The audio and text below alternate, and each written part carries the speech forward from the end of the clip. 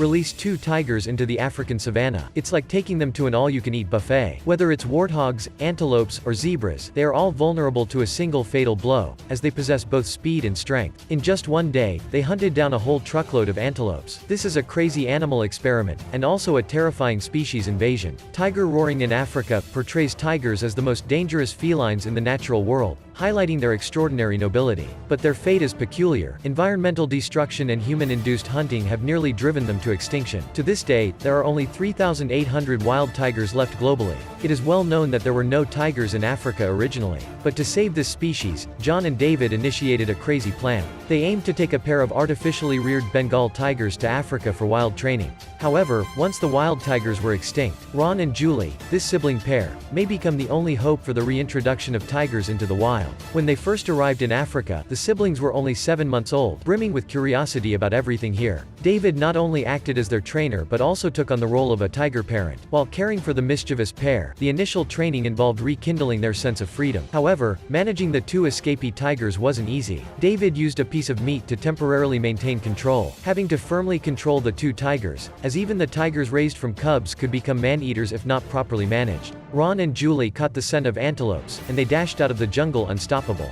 But the young tigers were still quite inexperienced. Still too inexperienced to handle such large prey, and they also ran into another dangerous African creature, a herd of 700-kilogram water buffaloes. Their sharp horns were not to be trifled with. The siblings quickly ran back to David's side, a clear lesson from the perils of the natural world. In Africa, borrowing isn't as easy as it sounds, unless it's already a true hunt. The siblings stumbled upon a dead zebra. Ron instinctively bit into the zebra's neck, a hunting technique innate in large felines. No one taught Ron this. It was an instinct engraved in their DNA by hunters. However, they soon lost interest in the zebra. Turning their attention to a lively play, the pair of Bengal tiger cubs engaged in a simulated grassland hunt. They crouched low, stealthily maneuvering through the tall grass, keenly observing the movements of the zebra herd. The young tigers had begun to grasp the essentials of hunting. With a little more growth, perhaps they could take down a zebra. As they returned from their hunt, Julie had injured her chin, and without prompt treatment, it could easily lead to an infection. David intended to clean the wound for her, a risky endeavor. With utmost caution, he punctured the blister and applied the potent medicine. Thanks to the mutual trust between them, Julie didn't harm David. The young tigers grew day by day. Soon they turned 8 months old. A storm swept through the land, with incessant downpours causing local flooding. John and David had to relocate to a more open area, lacking the cover of the forest. This change made it more challenging for the tigers, who relied on stealth during their hunts. Unlike lions, who act collectively to drive and encircle their prey, the tigers faced yet another challenge. Ron and Julie charged directly at their target, only to return empty-handed. Lack of cover was just one part of their failure. The real issue with Ron and Julie was their lack of understanding the importance of hunting, especially in the true wilderness. Unlike lions, who act collectively to drive and encircle their prey, the tigers faced yet another challenge. Ron and Julie charged directly at their target, only to return empty-handed. Lack of cover was just one part of their failure. The real issue with Ron and Julie was their lack of understanding the importance of hunting, especially in the true wilderness. It also restored their confidence in hunting, although they hadn't realized that the springbok they were hunting was actually a delicious meal. To help the young tigers associate their prey with food, John switched to a different antelope. Despite the cubs' clumsy attempts, this time they finally grasped that hunting was for obtaining food. The experiment was successful, but the side effects were apparent. The tigers might have considered the truck itself as prey. To address this potential danger, John decided to suspend the prey from a rope. Who knows what the young tigers could learn from this, but it was better than doing nothing at all. As for the accompanying photographer, no one knew how many had been replaced already. The tiger cubs' training continued, brimming with energy and enthusiasm, as their inner wildness slowly awakened. The carcasses of deceased animals were a free lunch from nature, and teaching the cubs to scavenge for carrion was an essential lesson. However, when they arrived at the riverbank, the carcass had already sunk into the water. Unexpectedly, Ron decisively dived in. It skillfully dived and seized the prey, leaving John and David astonished. They had never seen a feline, let alone a tiger, hunt underwater like Ron. This tiger was exceptionally intelligent. However, blending in was also a crucial skill for survival in Africa. David and John hid the prey in the grass to test whether the cubs could find it by scent. They initiated a thorough search. Clever Julie quickly found the prey, but her formidable brother Ron rushed in and snatched it away. In the tiger world, survival of the fittest was the established rule. Poor Julie had to wait until her brother was full before getting a share of the leftovers. To reinforce his authority as the trainer, David had to take the meat from Ron's mouth. Fighting a tiger for food was like gambling with one's life. Please, viewers, do not try this at home. David picked up a stick to drive Ron away, but the illusion of having the upper hand stemmed from raising the tiger since it was young. No tiger could be fully tamed. One mistake and you could be the next meal. 6 months into the training, the cubs finally completed their first hunt, taking down a warthog.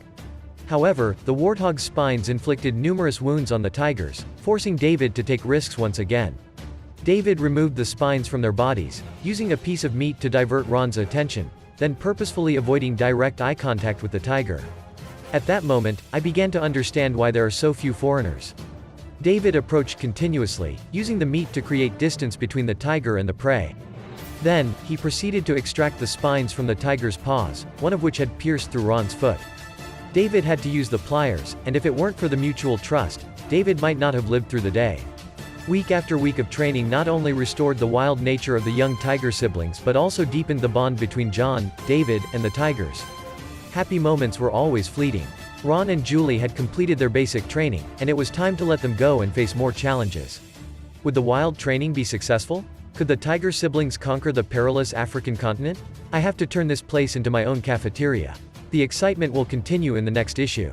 Other men are masturbating cats, and this macho man masturbates tigers. 2 nearly adult Bengal tigers are pressed under him, and they are forced to accept his forced kisses. The man masturbates at the same time. While sharing tips on how to commit suicide, if a tiger wants to bite you, please do so with your hands, or block their mouths like this, and then your hands will be gone. Everyone in front of the screen must not imitate. Man's name called David. A year ago, I also embarked on a crazy experiment with John, bringing 2 artificially raised tigers to Africa to train them in hunting and help them regain their wildness. Now, the 2 tigers have turned 1-year-old and undergone various training sessions. They have mastered the basics of hunting, and it's time to challenge more difficult prey. For this purpose, David and John prepared a truckload of antelopes and set out with Ron and Julie for the hunt. In Asia, tigers use the cover of the jungle to approach their prey, but in the open plains of Africa, they evidently have yet to adapt. The antelopes had never seen tigers before, but the instinct to survive compelled them to run as fast as they could. Ron and Julie vigorously gave chase, an incredibly rare sight. Asian tigers racing in Africa, hunting down antelopes much like cheetahs. The tiger siblings clearly underestimated the speed of their prey. If they wanted to feast on antelope, they needed more patience. To teach the tigers to approach their prey slowly, David fitted them with collars. Rather than risking a mad dash, learning to use cover was the smarter approach. Suddenly, the herd scattered, signifying that the 2 tigers had begun their move. Julie locked onto her target, cornering a poor antelope into the thicket. It was her first successful kill, driven by primal instincts as she firmly clamped down on the creature's throat until it ceased its struggle. Julie savored the thrill of hunting for the first time, yet the prey was taken away by David to maintain their obedience. As compensation, both tigers received a large piece of meat. In the following days, the siblings' hunting skills matured further. They learned to conceal themselves and approach their prey slowly. While the antelope grazed not far away, unaware of the terrifying reapers lurking in the thicket, the 2 tigers suddenly sprang out. He also planned to tether the prey with a rope and then attempt to take it away from the tiger's mouth. David slowly crouched down and looped the rope around the prey. The tiger was too close to him and growled in apparent displeasure, but David paid no heed and continued tying the rope to the tree. Julie attempted to drag the prey away, but it was too late. David succeeded in snatching the antelope. Now it was Ron's turn.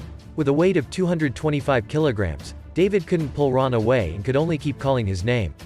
The tigers wouldn't easily let go of their caught prey, but David's persistence eventually overcame the tiger's strength. After the ordeal, he even patted the tiger's head. Thanks to the enduring bond between them, this man had lived to see this day. John and David both cherished this relationship and often took the tigers to play in the water. Every time, they would be ecstatic, behaving like 200-kilogram children. Their joyous time was interrupted by a group of cows. It was the local herder's herd. Without any hesitation, Ron swam toward the herd of cows.